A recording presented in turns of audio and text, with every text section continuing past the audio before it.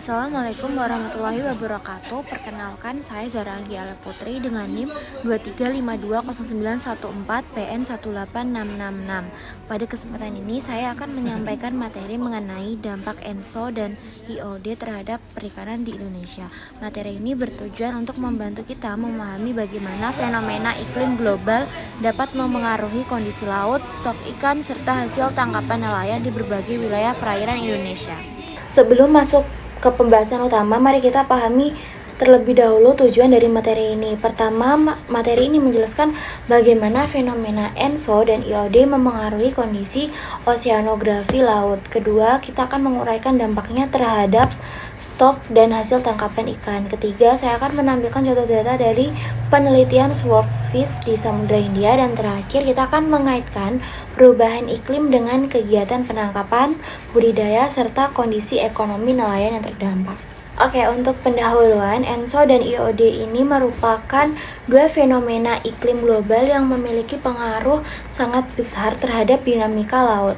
Perubahan suhu permukaan laut, pola angin, dan arus yang ditimbulkan oleh fenomena ini berdampak langsung pada kesuburan perairan dan distribusi ikan, terutama ikan pelagis. Dalam kondisi tertentu, ikan dapat menjadi sangat melimpah, namun pada kondisi lainnya jumlah ikan dapat menurun secara drastis. Fluktuasi ini terlihat dari perubahan klorofil A, bergesernya daerah penangkapan, dan naik turunnya hasil tangkapan nelayan dari tahun ke tahun. Jadi apa sih pengertian ENSO itu? ENSO adalah variabilitas iklim yang terjadi di Samudra Pasifik tropis. Fenomena ini terbagi dua, yaitu El Nino dan La Nina. Pada El Nino, suhu permukaan laut di Pasifik Tengah hingga Timur mengalami pemanasan. Akibatnya angin pasat melemah dan upwelling berkurang. Sebaliknya, La Nina ditandai dengan pendinginan suhu permukaan laut.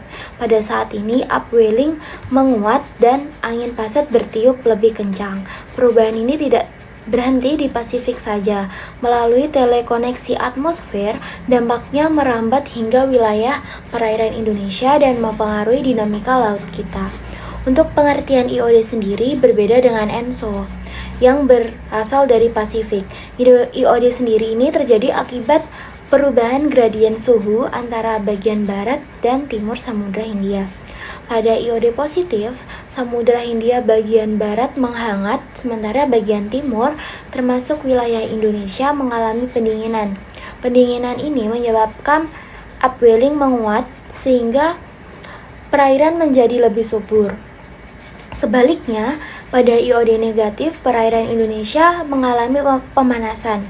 Kondisi ini menurunkan produktivitas laut dan berpengaruh terhadap keberlimpahan ikan pelagis yang sensitivitasnya tinggi terhadap perubahan suhu dan nutrien. Fenomena IOD ini berpengaruh pada pesisir Sumatera, Jawa, Bali, Nusa Tenggara, hingga Samudra Hindia bagian selatan. Nah, untuk cakupan wilayah pengaruh ENSO dan IOD ini, ENSO memberikan pengaruh paling besar pada wilayah Indonesia Timur seperti Sulawesi, Maluku, dan Papua. Pengaruhnya terutama terasa di Laut Banda, Laut Maluku, dan Selat Makassar. Sementara itu, IOD dominan memengaruhi wilayah Indonesia bagian barat dan selatan seperti Sumatera, Jawa, Bali, NTB, dan NTT, termasuk Samudra Hindia Selatan Jawa yang merupakan salah satu pusat upwelling terkuat di Indonesia. Kedua fenomena ini tidak berdiri sendiri. Dalam banyak kasus, ENSO dan IOD dapat bekerja bersamaan atau saling menguatkan sehingga mempengaruhi seluruh wilayah pengelolaan perikanan Indonesia. Untuk dampak ENSO pada perikanan, perubahan ENSO menyebabkan perubahan suhu permukaan laut, pola arus, intensitas upwelling, dan konsentrasi klorofil A. Saat terjadi El Nino, perairan Indonesia umumnya mengalami pendinginan, upwelling menguat, klorofil meningkat, dan ikan pelagis seperti cakalang, tongkol, hingga tuna cenderung melimpah. Namun, pada La Nina, suhu permukaan laut meningkat, produktivitas menurun, dan hasil tangkapan biasanya ikut turun. Nelayan sering menghadapi tantangan karena ikan menyebar ke wilayah yang lebih jauh atau lebih dalam. Untuk dampak ENSO terhadap produktivitas primer, klorofil A menjadi indikator utama produktivitas primer di laut. Pada El Nino yang lemah atau moderat, klorofil A seringkali meningkat, terutama di daerah selatan Jawa hingga NTT karena upwelling yang menguat. Sebaliknya, pada La Nina, konsentrasi klorofil A menurun karena suhu laut yang lebih hangat. Kondisi ini menyebabkan makanan alami bagi ikan pelagis berkurang sehingga mempengaruhi pertumbuhan dan jumlahnya. Untuk dampak ENSO terhadap stok dan hasil tangkapan, penelitian di Samudra Hindia menunjukkan bahwa fenomena ENSO mempengaruhi secara langsung stok ikan besar seperti swordfish. Data ini menunjukkan bahwa pada El Nino 2009, CPUE mencapai nilai tertinggi yaitu 0,16 ikan per 100 pancing. Sebaliknya, pada La Nina tahun 2010, CPUE menurun bersamaan dengan turunnya klorofil A yang mencapai sekitar 0,10 mg per meter kubik. Suhu permukaan laut pada La Nina juga lebih hangat sehingga ikan bergerak ke daerah yang lebih dalam dan stok ikan menurun. Dampak IOD pada perikanan. Pada IOD positif, pendinginan terjadi di perairan selatan Jawa hingga NTB.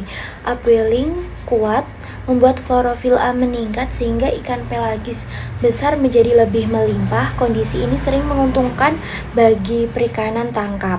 Namun, IOD negatif membawa dampak sebaliknya. Suhu permukaan laut meningkat, produktivitas menurun, dan hasil tangkapan ikut berkurang.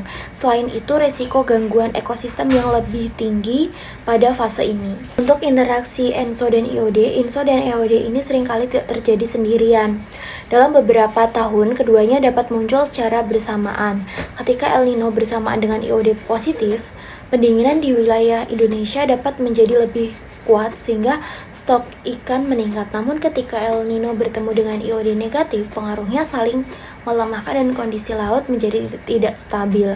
Interaksi ini menyebabkan ketidakpastian tinggi dalam CPUE, pergeseran daerah penangkapan, serta fluktuasi stok ikan pelagis dari tahun ke tahun. Untuk strategi pengelolaan perikanan yang adaptif menjadi sangat penting. Beberapa strategi yang dapat dilakukan antara lain dengan menyesuaikan musim penangkapan dengan prediksi ENSO dan IOD, mengalihkan daerah tangkap mengikuti distribusi ikan, memperkuat data real time seperti SST dan klorofil A, serta mengembangkan sistem peningkatan dini untuk nelayan. Dan memahami pola iklim ini, resiko fluktuasi hasil tangkapan dapat diminimalkan dan keberlanjutan perikanan juga dapat tetap terjaga. Terima kasih atas perhatiannya. Wassalamualaikum warahmatullahi wabarakatuh.